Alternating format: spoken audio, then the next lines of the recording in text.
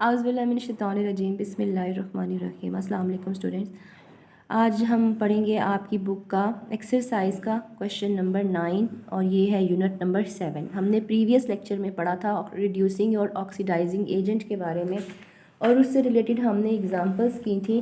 तो आज हम उन्हीं को एक्सटेंड करेंगे और कॉन्सेप्ट को थोड़ा सारा और स्ट्रॉन्ग करेंगे। तो जो फर्स्ट वाला आपके पास क्वेश्चन है, इक्वेशन दी हुई थी H2S plus Cl2 2HCl plus S। तो चलिए जी हम इसको सॉल्व करते हैं। हमने पढ़ा था कि सबसे पहले हमने एज इट इज़ यहाँ पे इक्वेशन लिख देनी है।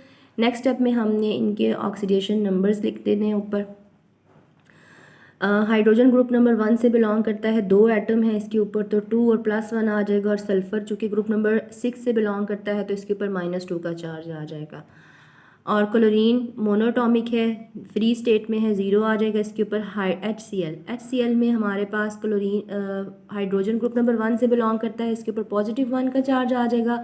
क्लोरीन ग्रुप नंबर 7 से बिलोंग करता है, इसके ऊपर -1 का चार्ज आ जाएगा। ये कॉन्सेप्ट तो आपको पता है ना कि ग्रुप नंबर 1 के जितने भी एलिमेंट्स होते हैं वो इलेक्ट्रॉन दे देते हैं अपना ऑक्टेट कंप्लीट करने के लिए। तो जब इलेक्ट्रॉन दे देंगे तो पीछे प्रोटॉन्स की तादाद ज़्यादा हो जाएगी और उनके ऊपर पॉजिटिव का चार्ज आ जाएगा। और जब क्लोरीन जो है ग्रुप नंबर 7 से बिलोंग करता है, इसके आउटर मोस्ट शेल में 7 इलेक्ट्रॉन्स है।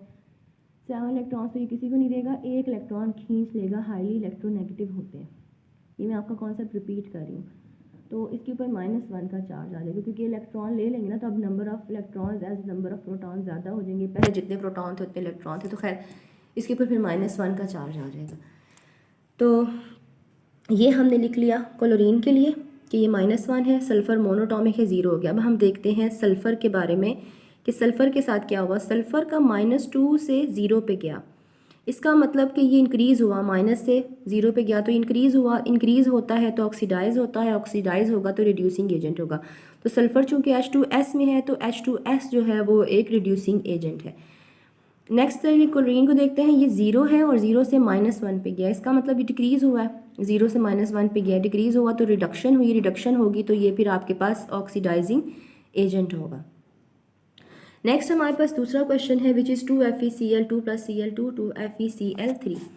तो चलिए जी सबसे पहले हम ये इक्वेशन लिख लेते हैं, 2FeCl2 प्लस Cl2 और यहाँ पे आपके पास आ जाएगा 2FeCl3। अब हम इनकी ऑक्सीडेशन नंबर्स लिखेंगे, 2 ऐसे ही आ जाएगा। अब ये देखें हमने बात की थी कि जिसका हमें पता होगा ना उसके बारे में हम फ़ौरन से लिखें। जैसे क्लोरीन ग्रुप नंबर 7 से बिलोंग करता है और इसके 2 एटम्स हैं, तो -1 इसका चार्ज हो जाएगा और ये 2 एटम्स आ जाएंगे। तो इसको बैलेंस करने के लिए Fe के ऊपर +2 का चार्ज होना चाहिए।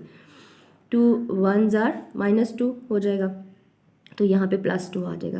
अब Cl2 ये मोनोटॉमिक है, इसके ऊपर 0 आ जाएगा। अब FeCl3, अब ये देखें क्लोरीन ग्रुप नंबर 7 से बिलोंग करता है, इसके ऊपर -1 का चार्ज आएगा और 3 एटम्स है, 3 आ जाएगा। तो 3 1s आर 3, -3 है तो उसको बैलेंस करने के लिए यहाँ पे हमें +3 लिखना पड़ेगा। अब हम चेक करते हैं, पहले Fe को देखते हैं। इसको ऑक्सीडेशन नंबर +2 से गया है जी 3 पे, इंक्रीज़ हुआ, इंक्रीज़ होगा तो ऑक्सीडेशन होगी, ऑक्सीडेशन होगी तो रिड्यूसिंग एजेंट होगा। तो FeCl जो एक कंपाउंड है, सब्सटेंस है, उसकी हुई है ऑक्सीडेशन और ये एक आपके पास रिड्यूसिंग एजेंट है। नेक्स्ट क्लोरीन की बात करें, ये 0 था आपके पास, सॉरी यहाँ पे देखें, यहाँ पे ये -2 था और यहाँ पे जाकर ये -3 हो गया। तो -2 बड़ा होता है ना और -3 जो है वो छोटा होता है। वैसे आपने यहाँ से चेक करना है, ये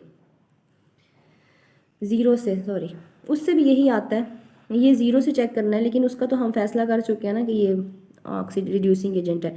ये 0 से -3 आता है, 0 बड़ा है, -3 छोटा है, तो ये डिक्रीज़ हुआ, रिडक्शन हुई, रिडक्शन की वजह से ये आपके पास ऑक्सीडाइजिंग एजेंट होगा। ये न्यूमेरिकल यहाँ पे ख़त्म हो जाता है प्रॉब्लम। नेक्स्ट है 2Ki plus Cl2 2KCl plus I2। यहाँ पे आप देखें, सबसे पहले हमने इक्वेशन लिखी 2Ki plus Cl2 2KCl plus I2। तो यहाँ पे अब आपके पास ये आ जाएगा, यहाँ पे पोटाशियम K के ऊपर +1 का चार्ज, I जो है वो ग्रुप नंबर 7 से बिलोंग करता है, -1 का चार्ज, ये पोटाशियम 1 ग्रुप से बिलोंग करता है इसलिए +1 आया। क्लोरीन के ऊपर 0 हो जाएगा, ये पोटाशियम यहाँ पे फिर +1, क्लोरीन के ऊपर -1, यहाँ पे 0। अब हम चेक करते हैं, पोटाशियम +1 से +1, ये स्पेक्टेटर होगा, ये मतलब इन्वॉल्व नहीं हो रहा इसमें, इसको छोड़ें। आई को चेक करें, I-1 से आपके पास गया है जी 0 पे, इसका मतलब कि ये माइनस से 0 पे गया तो इंक्रीज़ हुआ। ये आपको नंबर लाइन आती है ना, आपको आती होगी, मैथ्स के स्टूडेंट्स हैं। 0 हो गया, यहाँ पे 1 हो गया, यहाँ पे माइनस हो गया, तो माइनस की वैल्यूज़ छोटी होती हैं, पॉजिटिव की बड़ी होती हैं। तो -1 से ही 0 हो गया, इसका मतलब कि ये इंक्रीज़ हुआ है। इंक्रीज़ होगा तो रिड्यूसिंग ऑक्सीडेशन होगी, ऑक्सीडेशन होगी तो रिड्यूसिंग एजेंट होगा। ये इसका हमें लिखते हैं। नेक्स्ट पे हम बात करेंगे क्लोरीन। ये 0 से आपके पास -1 पे गया, ये डिक्रीज़ हुआ।